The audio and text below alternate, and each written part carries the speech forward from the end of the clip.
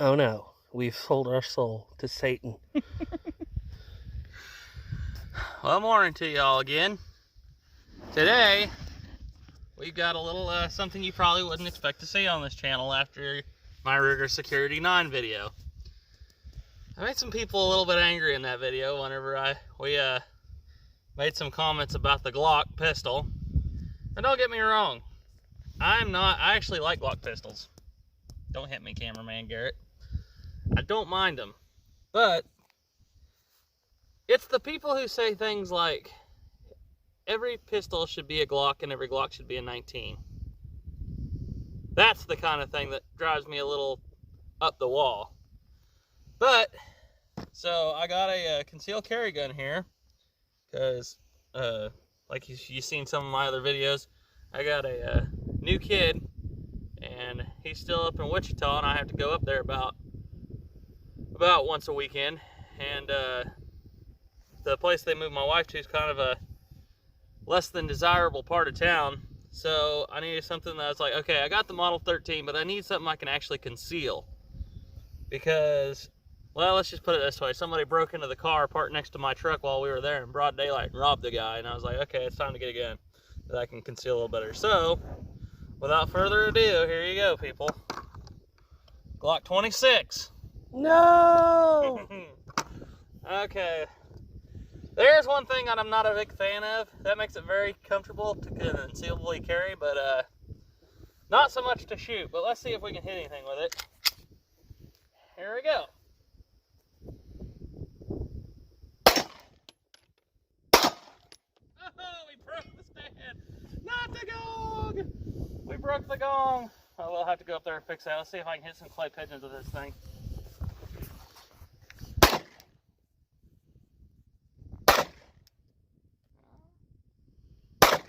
we go. Took the side out of him. Now, let's give her a break for a second. I'm going to go up there and fix my gong right quick. Alright, and we're back. Let's do a few more shots here and see if we can break the gong again.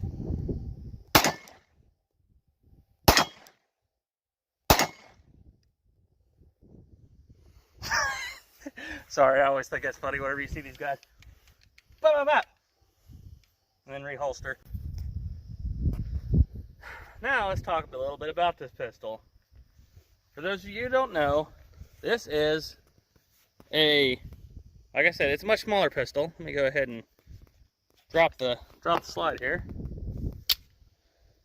It is a subcompact 9mm, but if you look at it from the back, like if I was to cover up that part right there and you're just to look at that, you really couldn't tell whether it was a 17 or a 19 because they are all the same width.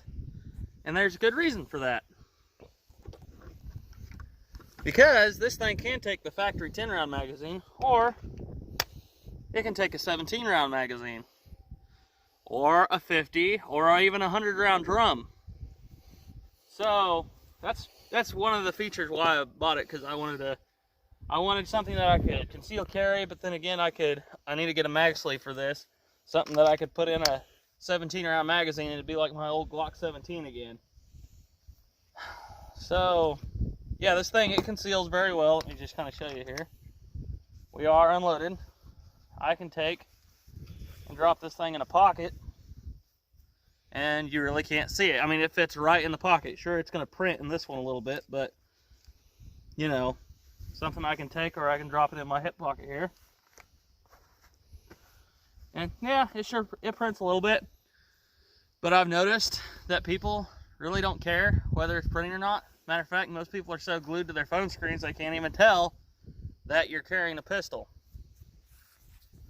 So let's talk about some of the things I like about this pistol. First of all, is it's very consistent. The trigger pull is very consistent. I'm not a huge fan of double action, single action semi-autos. I like the double action revolvers because I'm either got a single action trigger or I got a very consistent double action trigger. What I don't like is whenever I've got a double action pistol like the M9, which I got this really long trigger pull And then I got a bunch of short ones. That takes a lot of training to get used to. This, on the other hand, is always that same trigger pull. And I actually like, I've shot some of the ones with the trigger jobs on them. I'm not gonna lie, I prefer the original. I don't know, I guess I'm weird. So you can get the 10-round magazine, which, like I said, your pinky hangs off the end and it makes it a lot harder to control.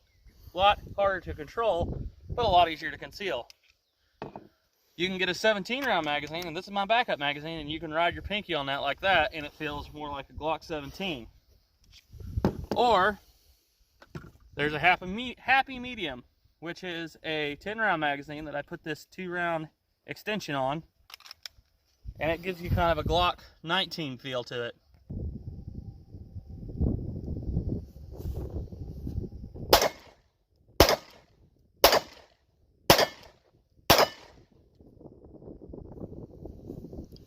That was a lot easier to control. I almost kind of want to carry it with this mag now, except for that it sticks out a little more. All right, now for disassembly. It's just like any other Glock pistol. First, we're gonna make sure it's empty. You'll have to take my word for it, it is empty. Empty chamber, empty magazine, empty, no brass in the briefcase. Then you're going to go ahead and you're gonna drop the slide. Then you dry fire. Put your hand in this position right here. Give her a little pull back, pull down these tabs, pull your slide off, pull your recoil spring out, pull your barrel out.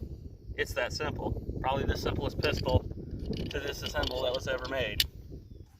And to put it back, you just reverse the process. Now you want to make sure that you got your black plastic part on your original recoil assembly pointing towards the front. And you just hook it on there, like that, and you just slide her back and do a function check. And that's just how simple it is. Alright, this is my brother Garrett. He is not a Glock fanboy. He likes his cowboy guns, but let's just... What is this thing? Is this even made in America? No. It says Austria on it. Ja, das ist ein gut Pistole. They forgot the hammer. Go ahead and give her a try. It's ready to go. So, oh my goodness. I'm going to shoot this, but I'm highly offended by it. There, you got a hit. I don't know. The training of 1916 suggests this does not fit my hand properly. Well, that thing's loud whenever you're standing over here. However, it does shoot where you point. Mostly. Hurts my knuckle? Oh, yeah? I don't know. This looks like something Smith & Wesson would come up with. Here now. This is not Colt manufactured. Yeah, I'm waiting for that trigger so long. It's a two-stage trigger, like a mounter.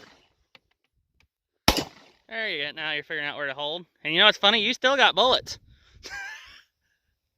I'm gonna cry if you hit that gong. Just for reference, people. That's quite a way. Oh, I saw that one hit. It hit right by it. Now we release our cylinder. Cylinder won't come out. Where do the caps go? Where's the flint at? I don't know. I don't see how a thing like this could even be reliable. You kids these days with your monsters and your Glocks. Yeah, whose monster is that, by the way? The guy who owns the Glock. No, not really. Green monster makes me sick. But anyhow, yeah, okay. So that's pretty much it for the Glock 26 video. Hope you enjoyed it. And thank you for watching.